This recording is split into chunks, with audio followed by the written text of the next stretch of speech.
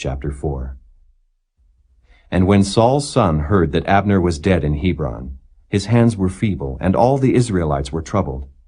And Saul's son had 2 men that were captains of bands.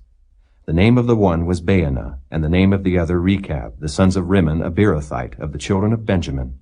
For Beeroth also was reckoned to Benjamin. And the Beerothites fled to Gittaim, and were sojourners there until this day. And Jonathan, Saul's son, had a son that was lame of his feet. He was 5 years old when the tidings came of Saul and Jonathan out of Jezreel, and his nurse took him up and fled. And it came to pass, as she made haste to flee, that he fell and became lame. And his name was Mephibosheth.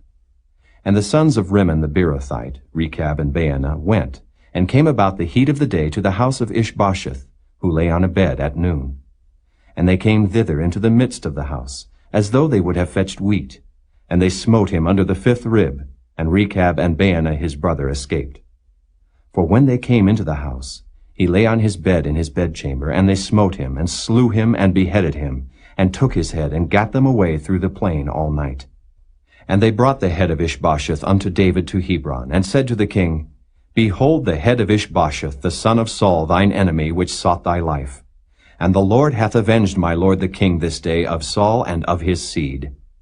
And David answered Rechab and Baanah his brother, the sons of Rimmon the Beerothite, and said unto them, As the Lord liveth, who hath redeemed my soul out of all adversity, when one told me, saying, Behold, Saul is dead, thinking to have brought good tidings, I took hold of him, and slew him in Ziklag, who thought that I would have given him a reward for his tidings.